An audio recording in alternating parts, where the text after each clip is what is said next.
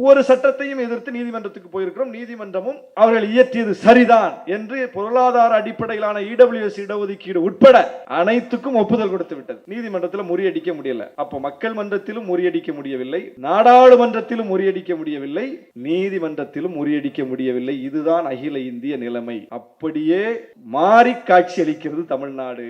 மக்கள் மன்றத்திலும் பாஜகவுக்கு எதிரான அரசியல் அணிதிரட்டலை செய்து 2014 மோடி முதல் முறை பிரதமராகும் போதும் அவர் இங்கே முறியடிக்கப்பட்டார். தமிழ்நாட்டில் 2019 மோடி இரண்டாவது முறை பிரதமராகும் போதும் தமிழ்நாட்டில் அவர் முறியடிக்கப்பட்டார். 2024 மோடி மூன்றாவது முறை பிரதமராகும் போதும் தமிழ்நாட்டில் முறியடிக்கப்பட்டார். 3 முறை பிரதமராகி இருக்கிறார் மோடி, தமிழ்நாட்டின் பங்கு இல்லாமல், குறிப்பாக 2019 2024. அப்போ மக்கள் மன்றத்தில் பாஜகவுக்கு எதிரான அரசியல் அணி சேர்க்கையை செய்து தேர்தல் அரசியலில் அவரை வீழ்த்தி காட்டிய, பாஜகவை வீழ்த்தி காட்டிய ஒரே மாநிலம் தமிழ்நாடு. எந்த சட்டமன்றத்திலும் தமிழ்நாட்டை போல உடனடி ரியாக்ஷன், உடனடி பதிலடி இந்த சட்டத்திற்கு கிடைக்கல. அவர்கள் நள்ளிரவு 2:30 மணிக்கு சட்டத்தை ஏற்றுகிறார்கள். காலை விடிந்தவுடன் 9:30 மணிக்கு தமிழ்நாடு சட்டமன்றத்தில் வக்ஃபு சட்ட திருத்தத்தை எதிர்த்து போராட்டம் நடைபெற்றது. போராட்டம் எங்க நடக்கும்? வீதியில நடக்கும். முழக்கம் எங்க எழுப்போம்? வீதியில எழுப்போம்.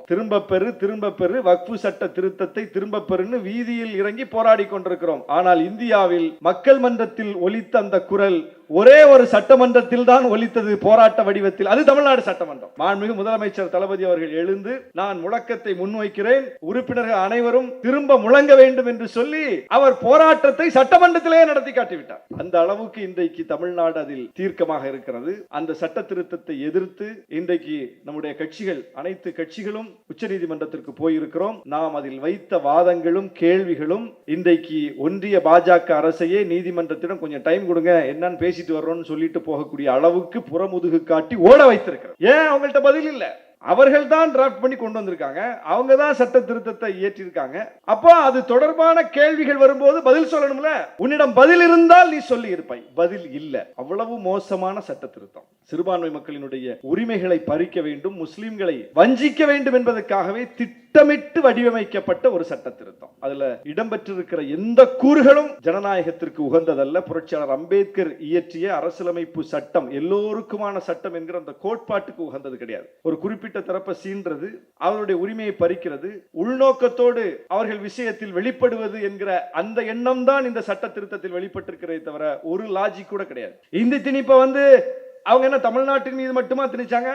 இந்தி பேசாத எல்லா மாநிலங்களின் மீது தான் திணிச்சாங்க. ஆனால் அன்றைக்கு இந்தி திணிப்பின் தீவிரத்தை உணர்ந்து கொண்டு வெளிப்பட்ட ஒரே மாநிலம் தமிழ்நாடு. இன்னைக்கு பாருங்க, இன்னைக்கு மகாராஷ்டிரால எங்க இருந்து இந்தி படம் வருதுன்னு சொல்றோமோ, பாலிவுட் எங்கன்னு சொல்றோமோ, அங்கேயே இன்னைக்கு எப்படி ஆகி போச்சுன்னா, பாஜக அரசாலேயே இந்தியை மும்மொழி கொள்கையை நடைமுறைப்படுத்துகிற சட்டத்தை கொண்டு வர முடியாத அளவுக்கு, பின்வாங்க வேண்டிய அளவுக்கு ஒரு நிலைமை அங்க ஏற்பட்டு போச்சு. சரி, அவங்களா போராடி அதை பெற்றுட்டாங்க, இதுக்கும் ஸ்டிக்கர் ஒட்டுவீங்களா திராவிட இயக்கம் அப்படின்னு கேட்கலாம். அவங்க சொல்லியே சொல்றாங்க, தமிழ்நாட்டை பார், தமிழ்நாட்டை பார், மொழிக் கொள்கையில் தமிழ்நாட்டை பார், தமிழ்நாடு சட்டமன்றத்தை பார் என்று சொல்லி தங்களுடைய போராட்டத்தை அவர்கள் நடத்தி வெற்றி பெறுகிறார்கள். இதுதான் தமிழ்நாடு. புரட்சியாளர் அம்பேத்கர், தந்தை பெரியார் 2 பேரும் சமத்துவத்தை, சமூக நீதியை, பெண் விடுதலையை போற்றி தங்களுடைய பொதுவாழ்வு பயணத்தை அமைத்துக் கொண்ட தலைவர்கள். 2 பேரையும் ஒருவரை ஒருவர் அல்லது ஒருவருக்கொருவர் இணைந்து இந்த சமூக மாற்றத்திற்காக பல பயணங்களை நடத்தியவர்கள். ஆனால் இருவரையும் எதிரெதிரே நிறுத்திவிட வேண்டும் என்று எவ்வளவோ முயற்சிகள் அந்த காலத்திலும் நடந்தன, இந்த காலத்திலும் நடக்கின்றன. அதையெல்லாம் முறியடிக்கக்கூடிய வகையில்தான் இன்றைக்கு திராவிடர் கழகம் சார்பில் புரட்சியாளர் அம்பேத்கர் பிறந்தநாள் விழா பொதுக்கூட்டம் நடைபெற்றுக் கொண்டிருக்கிறது. இது மிக மிக முக்கியமான தேவையான ஒன்று. புரட்சியாளர் அம்பேத்கரை கொண்டாடக்கூடியவர்கள் சேரியில் தான் இருக்கிறார்கள்.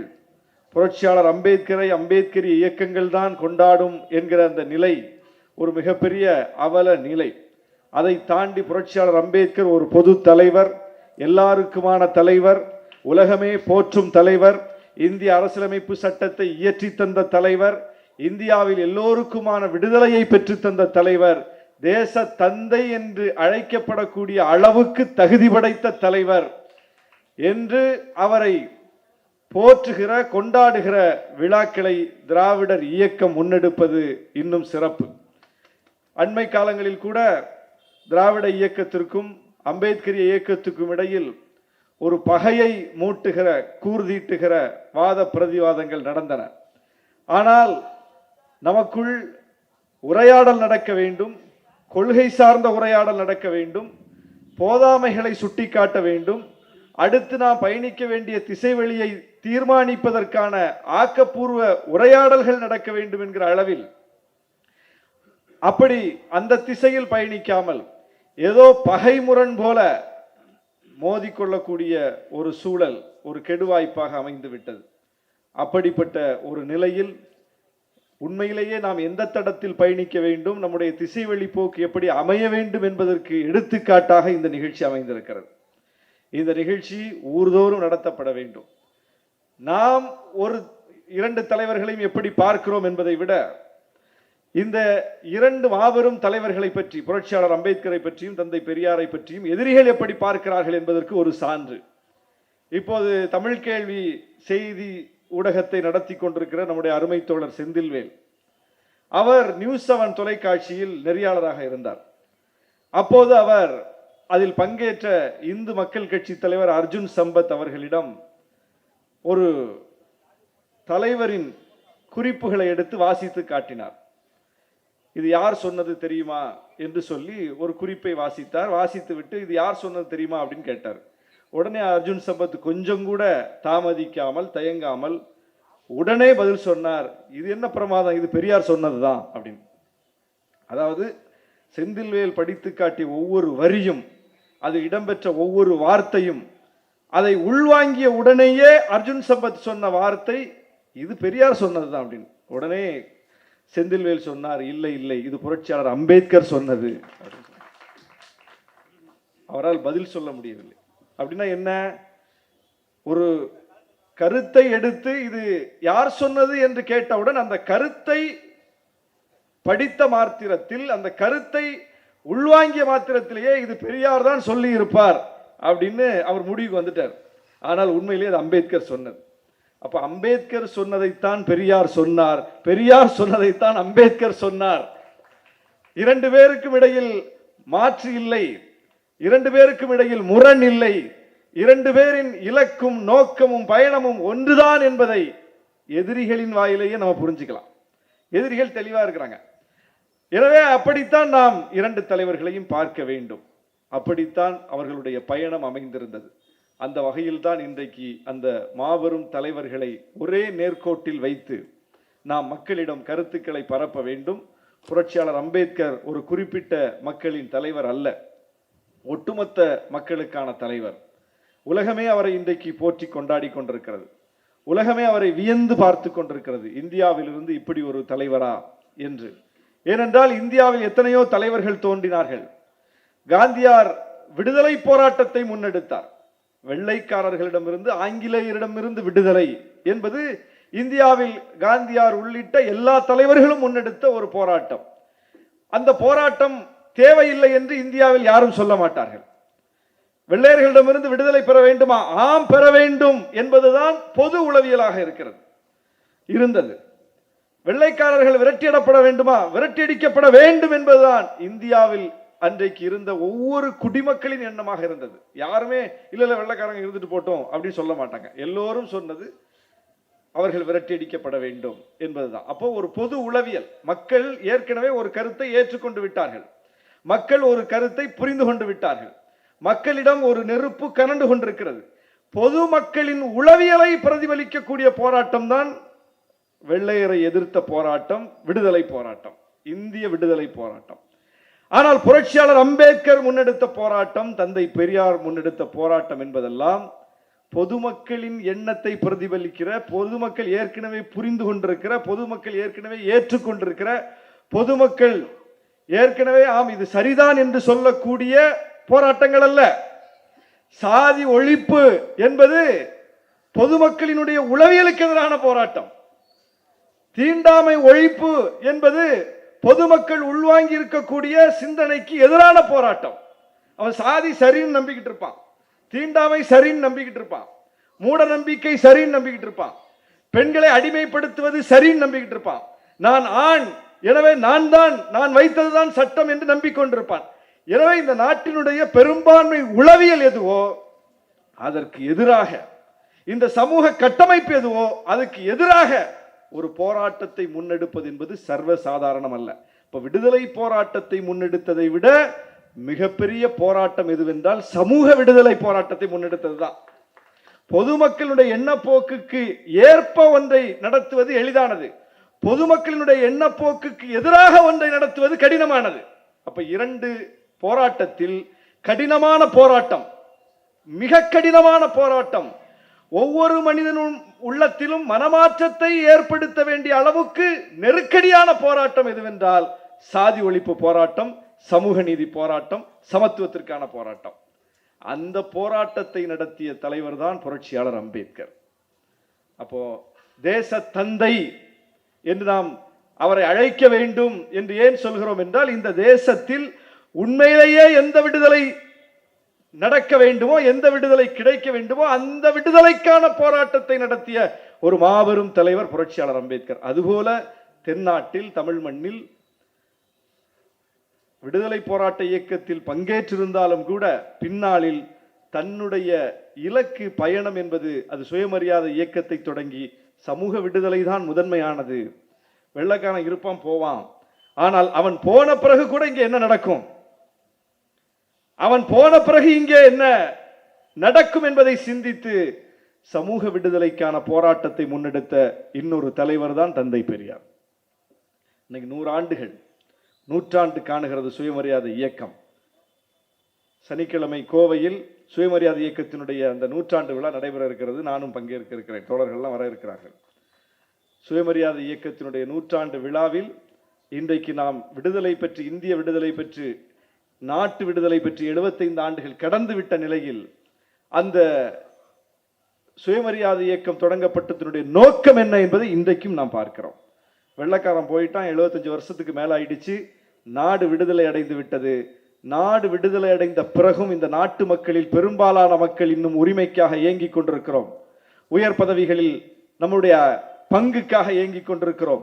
இந்த நாட்டினுடைய வளங்களை யாரோ ஒரு குறிப்பிட்ட மக்கள் தரப்பு கொள்ளையடித்துக் கொண்டிருப்பதையும், அவர்கள் அனுபவித்துக் கொண்டிருப்பதையும், எல்லா பதவிகளிலும் நாங்கள் தான் என்று கொட்டமடித்துக் கொண்டிருப்பதையும் பார்க்கிறோம். அதிகாரம் பரவலாக்கப்படவில்லை, விடுதலை வந்து சேரவில்லை எளிய மக்களுக்கு. எனவே இந்த சமூக விடுதலை போராட்டம் தான் தேவையானது, முதன்மையானது, என்றென்றைக்கும் தேவை உடையது என்பதை புரட்சியாளர் அம்பேத்கர், தந்தை பெரியார் என்ன நோக்கத்தில் முன்னெடுத்தார்களோ அதே இடத்துல தான் இன்னைக்கு நம்ம நின்றுகிட்டு இருக்கோம். அப்ப இந்த போராட்டம் மிக முக்கியமான போராட்டம். எனவேதான் இப்படி நாம் ஒவ்வொரு வீதியிலும் நின்று மக்களிடம் இந்த தலைவர்களை பேச வேண்டிய ஒரு நிலையில் இருக்கிறோம். குறிப்பாக இன்றைக்கு இருக்கக்கூடிய சூழல், குறிப்பாக தமிழ்நாடு அதில் முன்னெடுக்கக்கூடிய பயணம், அது விவாத பொருளாக வேண்டும். இந்தியாவில் 10 ஆண்டுகளுக்கு மேலாக பாஜக ஆட்சி செய்து கொண்டிருக்கிறது. 3வது முறையாக மோடி பிரதமராக தொடர்கிறார். அவர்கள் எல்லா மாநிலங்களையும் ஏறத்தாழ கைப்பற்றி விட்டார்கள். ஒன்றியத்திலும் அவர்களுடைய ஆட்சி, இந்தியாவின் பல மாநிலங்களிலும் அவர்களுடைய ஆட்சி. அனைத்து அமைப்புகளையும் தங்கள் வசப்படுத்தி விட்டார்கள்.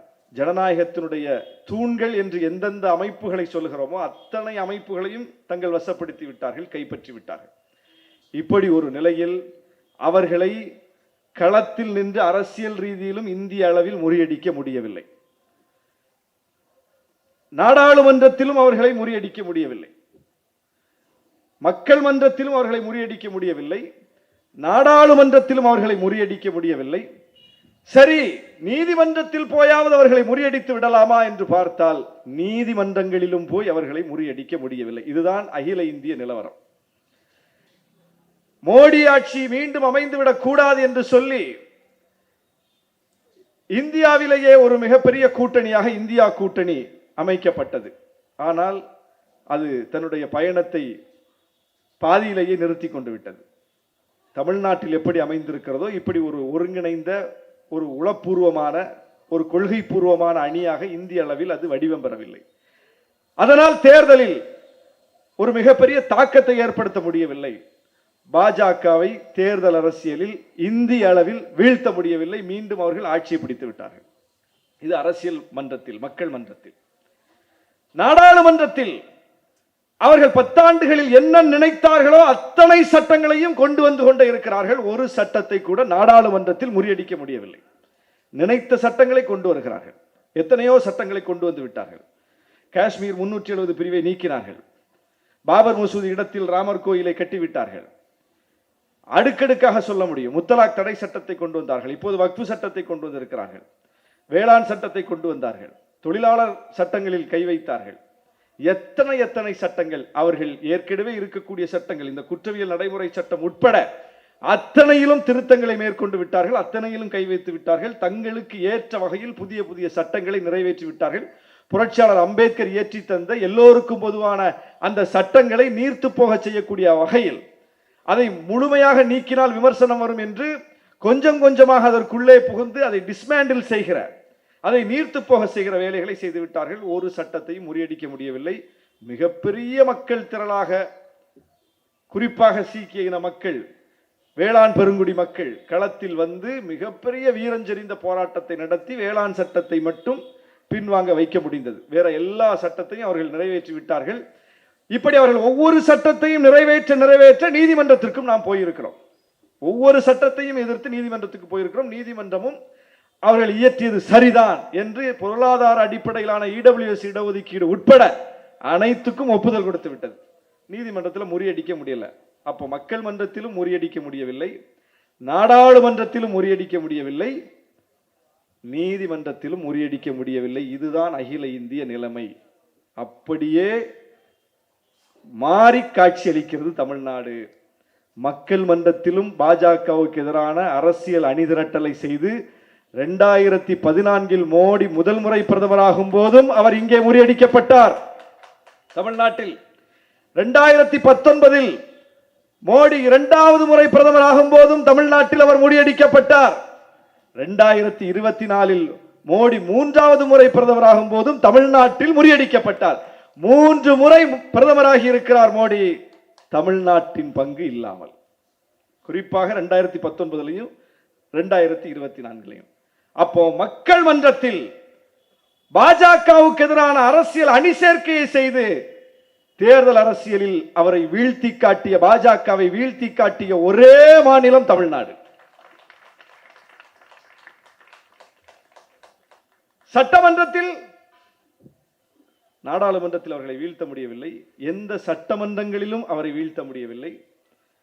ஆனால் தமிழ்நாடு சட்டமன்றம் மட்டும் அவர்களினுடைய கொள்கைக்கு நேர் எதிரான கொள்கைகளை தீர்மானங்களாகவும் சட்ட முன்வடிவுகளாகவும் மசோதாக்களாகவும் நிறைவேற்றி தமிழ்நாடு சட்டமன்றத்தின் வலிமை என்ன என்பதை தொடர்ந்து காட்டி வந்திருக்கிறது. சரி, சட்டமன்றம் ஏற்றிட்டா ஆளுநர் ஒப்புதல் கொடுக்கணும்ல, ஆளுநருக்கு அனுப்பிட்டோம். ஆளுநர் ஒப்புதல் கொடுக்க மறுத்தார். நீதிமன்றத்திற்கு போனோம். இன்றைக்கு ஆளுநர் ஒழிப்பு என்பதை பேரறிஞர் அண்ணா காலத்திலிருந்து பேசிக்கிட்டு இருக்கோம். அந்த பதவி தேவையில்லை.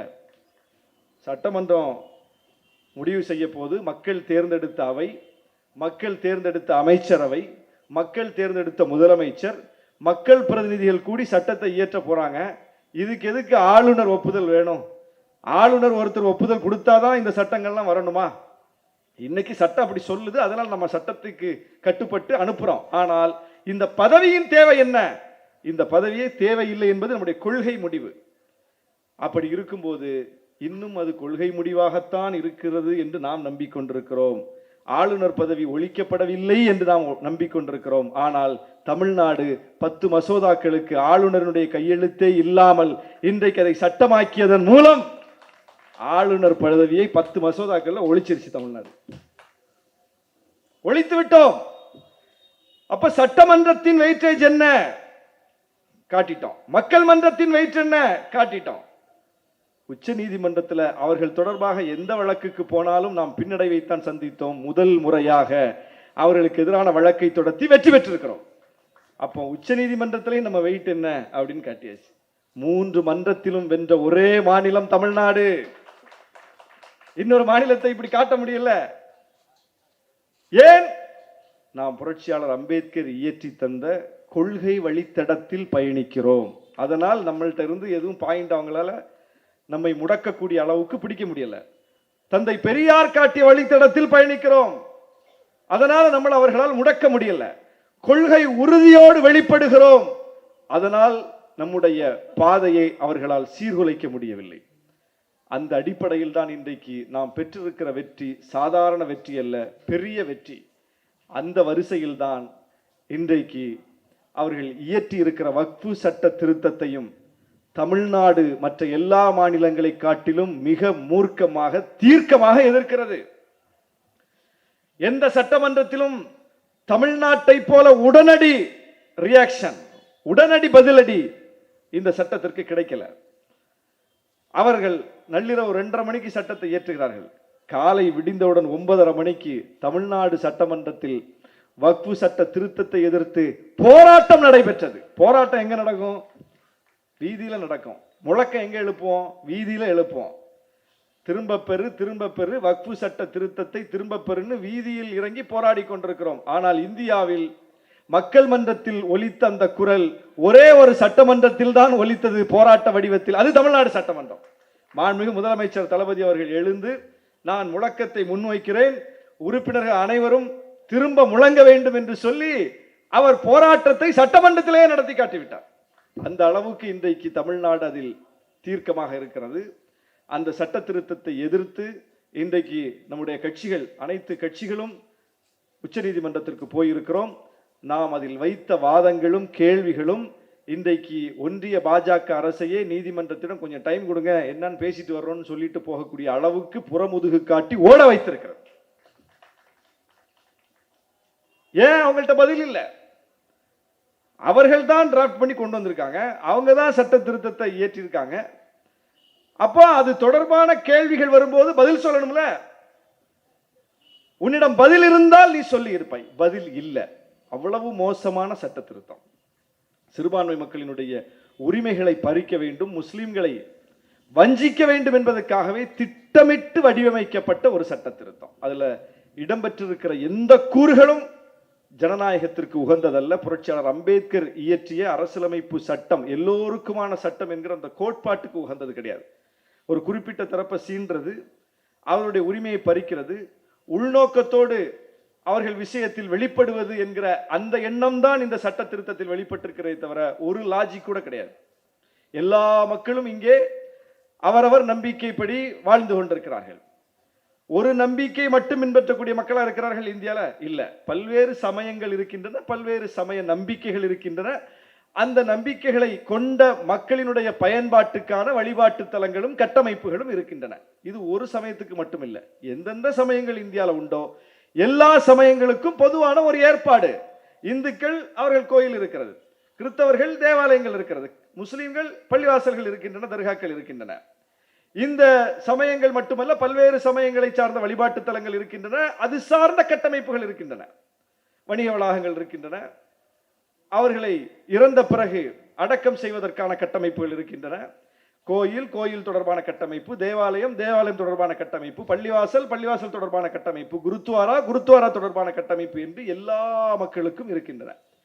இப்படி எல்லா மக்களுக்கும் பல்வேறு காலங்களில் இனாமாக நிலங்கள் கொடுக்கப்பட்டிருக்கிறது, வாய்மொழியாக நிலங்கள் கொடுக்கப்பட்டிருக்கிறது, சொத்துக்கள் கொடுக்கப்பட்டிருக்கிறது. அரசு புறம்போக்கு நிலத்தில் பல்வேறு சமயங்களினுடைய கட்டமைப்புகள் இயங்கிக் கொண்டிருக்கின்றன. இதுவும் எல்லாருக்கும் பொதுவாக தான். ஒரு குறிப்பிட்ட சமயத்துக்கு மட்டும் யாரோ ஒருத்தர் இனாமா இடத்தை கொடுத்துட்டு போனதல்ல. ஒரு குறிப்பிட்ட சமயத்துக்கு மட்டும் யாரோ ஒருத்தர் வாய்மொழியாக அந்த காலத்தில் டாக்குமெண்டேஷன் இல்லாத காலத்தில், ரெஜிஸ்ட்ரேஷன் இல்லாத காலத்தில் வாய்மொழியாக இதை நான் உங்களுக்கு தருகிறேன் என்று கொடுத்துட்டு போனது ஒரு சமயத்துக்கு மட்டுமில்லை. அரசு புறம்போக்கு இடத்தில், யாருக்கும் பயன்படாத இடத்தில் சமய வழிபாட்டு கட்டமைப்புகளும் அந்த மக்களுக்கான பயன்பாட்டு கட்டமைப்புகளும் இருப்பது ஒரு குறிப்பிட்ட சமயத்துக்கும் இல்லை, எல்லா சமயத்துக்கும் இது இருக்கு இந்தியாவில். அப்படி இருக்கும்போது முஸ்லிம்களின் பயன்பாட்டில் இருக்கக்கூடிய மசூதி, அது வாய்மொழியா தரப்பட்ட டாக்குமெண்டா? கேன்சல். அது இனாமா கொடுக்கப்பட்டதா? கேன்சல். அது அரசு புறம்போக்கு நிலத்தில் இருக்கிறா? கேன்சல். இப்படி சட்டம் கொண்டு வர்றாங்க. இனாமா கொடுத்தது யாருக்கா இருந்தாலும் கேன்சல்னு சொல்லு, அது பொதுவானது. வாய்மொழியா கொடுத்தது யாருக்கா இருந்தாலும் ரத்துன்னு சொல்லு பொதுவானது. அரசு புறம்போக்கு நிலத்தில் எந்த சமய வழிபாட்டு கட்டமைப்பு இருக்கக்கூடாது கேன்சல்னு சொல்லு பொதுவானது. ஒரு பக்கம் பொது சிவில் சட்டம் கொண்டு வருவேங்கிறான், இன்னொரு பக்கம் அவன் என்ன கொண்டு வந்திருக்கான் பாருங்க. ஏன் வக்ஃபு திருத்த சட்டத்தை எதிர்க்கிறோம்னா இதுக்குதான். அதில் பொதுவான கூறு இல்லை. எல்லோருக்கும் பொதுவான பயன்பாட்டில் எல்லாம் இருக்கும் போது அவன் இங்க மட்டும் வந்து கை வைக்கிறான். அது உள்நோக்கம் கொண்டது. பெண்களை அதிகாரப்படுத்துவதற்காக, முஸ்லிம் பெண்களை அதிகாரப்படுத்துவதற்காக இந்த சட்ட திருத்தத்தை கொண்டு வந்திருக்கோம் அப்படின்னு அடுத்த புழுகு. இப்ப தமிழ்நாடு வக்ஃபு வாரியத்தில் 2 பெண் உறுப்பினர்கள், முஸ்லிம் பெண் உறுப்பினர்கள் இருக்கிறாங்க. நானும் ஒரு உறுப்பினர். அதுல சட்டமன்ற உறுப்பினர் 2 பேர் அதுல உறுப்பினர் ஆகலான்னு சொல்லி, நாடாளுமன்ற உறுப்பினர் 2 பேர் அதுல உறுப்பினர் ஆகலான்னு சொல்லி, நம்முடைய அப்துல்லா எம்பி அவர்களும் நவாஸ்கனி எம்பி அவர்களும் அதுல இருக்காங்க. நானும் எம்எல்ஏ என்ற அடிப்படையில் அதுல இருக்கிறேன். 2 பெண் உறுப்பினர்கள் இப்ப இருக்காங்க. இன்னும் சொல்ல போனா தமிழ்நாட்டில் இது பெரியார் மண் அல்லவா, முதன்மை செயல் அலுவலர், வக்ஃபு வாரியத்தினுடைய முதன்மை செயல் அலுவலர் சிஓவாவே முஸ்லிம் பெண் இருந்த வாரியம் தமிழ்நாடு வக்ஃபு வாரியம். இன்னும் ஒருபடி மேல போய் தமிழ்நாடு வக்ஃபு வாரியத்தினுடைய தலைவர் என்கிற பொறுப்பிலேயே முஸ்லிம் பெண் இருந்திருக்காங்க. இன்னும் ஒருபடி மேல போய் தமிழ்நாடு வக்ஃபுக்கான அமைச்சராகவே முஸ்லிம் பெண் இருந்திருக்கிறாங்க. அப்போ அந்த சட்டத்தில் தடை இருந்தால் இது எப்படி சாத்தியம்? அப்ப நீ திருத்தினாதான் முஸ்லிம் பெண்கள் வர முடியும்னு சொல்றியா? எங்க இருக்கு அப்படி? அப்போ இல்லாத ஒன்றை சொல்லி ஒரு தோற்றத்தை ஏற்படுத்துறாங்க. முஸ்லிம் பெண்களுக்கு அதிகாரம் கொடுக்க போறோம். சரி, உச்ச நீதிமன்றத்தில் 2 முஸ்லிம் பெண் வருவதற்கு சட்டத்தை திருத்து, பெரியாரின் கனவு நிறைவேறும், புரட்சியாளர் அம்பேத்கரின் கனவு நிறைவேறும். உயர்நீதிமன்றங்கள், ஒவ்வொரு உயர்நீதிமன்றங்களையும் கட்டாய 2 முஸ்லிம் பெண் நீதிபதிகள் இருக்கணும்னு சட்டத்தை திருத்து. பல்கலைக்கழக துணைவேந்தர்கள் கட்டாயம் 2 முஸ்லிம் பெண்கள் இருக்கணும்னு சட்டத்தை திருத்து. நீ முஸ்லிம் ஆண்களை கூட விட்டு முஸ்லிம் பெண்களையாவது தயவு செய்து அதிகாரப்படுத்து. எந்தெந்த இடங்களில் எல்லாம் முஸ்லிம்கள் நுழைய முடியாமல் இருக்கிறார்களோ, குறிப்பாக முஸ்லிம் பெண்கள் நுழைய முடியாத நிலை இருக்கிறதோ, எல்லா இடமும் சட்டத்தை திருத்தி 2 பேருக்கு வாய்ப்பை உறுதிப்படுத்தி அதையெல்லாம் செய்ய மாட்டார்கள். அவர்கள் நோக்கம் முஸ்லிம்களை அதிகாரப்படுத்துவதல்ல, முஸ்லிம் பெண்களை அதிகாரப்படுத்துவதல்ல. அந்த கட்டமைப்புக்குள் ஒரு சீர்குலைவை செய்ய வேண்டும். அந்த கட்டமைப்புக்குள் ஒரு பொய்யை புனைந்து ஒரு தோற்றத்தை ஏற்படுத்த வேண்டும் என்பதுதான். இப்படி சொல்லிக்கிட்டே போகலாம் அடுக்கடுக்கா. அந்த சட்டத்தில் கை வைத்ததன் மூலம் அவர்கள் அந்த சமூகத்துக்கு எதிரான ஓர வஞ்சனையை வெளிப்படுத்தி இருக்கிறார்கள். அதனால்தான் தமிழ்நாடு எதிர்க்கிறது. யார் பாதிக்கப்பட்டாலும் அவர்களின் பக்கம் நின்று முழங்குகிற மாநிலம் தமிழ்நாடு. யார் பேசாவிட்டாலும் பேசுகிற மாநிலம் தமிழ்நாடு. இந்தி திணிப்பை அவங்க என்ன தமிழ்நாட்டின் மீது மட்டுமா திணிச்சாங்க? இந்தி பேசாத எல்லா மாநிலங்களின் மீது தான் திணிச்சாங்க. ஆனால் அன்றைக்கு இந்தி திணிப்பின் தீவிரத்தை உணர்ந்து கொண்டு வெளிப்பட்ட ஒரே மாநிலம் தமிழ்நாடு. இன்னைக்கு பாருங்க, இன்னைக்கு மகாராஷ்டிரால எங்கிருந்து இந்தி படம் வருதுன்னு சொல்றோமோ, பாலிவுட் எங்கன்னு சொல்றோமோ, அங்கேயே இன்னைக்கு எப்படி ஆயிப்போச்சுன்னா, பாஜக அரசாலேயே இந்தியை மும்மொழி கொள்கையை நடைமுறைப்படுத்துகிற சட்டத்தை கொண்டு வர முடியாத அளவுக்கு, பின்வாங்க வேண்டிய அளவுக்கு ஒரு நிலைமை அங்கே ஏற்பட்டு போச்சு. சரி, அவங்களா போராடி அதை பெற்றுட்டாங்க, இதுக்கும் ஸ்டிக்கர் ஒட்டுவீங்களா திராவிட இயக்கம் அப்படின்னு கேட்கலாம். அவங்க சொல்லியே சொல்றாங்க, தமிழ்நாட்டை பார், தமிழ்நாட்டை பார், மொழிக் கொள்கையில் தமிழ்நாட்டை பார், தமிழ்நாடு சட்டமன்றத்தை பார் என்று சொல்லி தங்களுடைய போராட்டத்தை அவர்கள் நடத்தி வெற்றி பெறுகிறார்கள். இதுதான் தமிழ்நாடு. 69 விழுக்காடு இடஒதுக்கீடு உச்ச நீதிமன்றம் ஒன்று சொல்லிருச்சுன்னா அதை மீற முடியாது. 50 விழுக்காட்டுக்கு மேல இடஒதுக்கீடு போகக்கூடாதுன்னு உச்ச நீதிமன்றம் சொல்லிருச்சு. வரம்பு விதித்து விட்டது. வரம்பை தாண்ட முடியாது. தமிழ்நாட்டில் 69 விழுக்காடு இடஒதுக்கீடு சட்டமா இருக்கு. அப்போ உச்ச நீதிமன்றத்தினுடைய வரையறைக்கும் தமிழ்நாட்டில் இருக்கக்கூடிய நடைமுறை சட்டத்துக்கும் கிளாஷ் ஆகுது. என்ன பண்றது?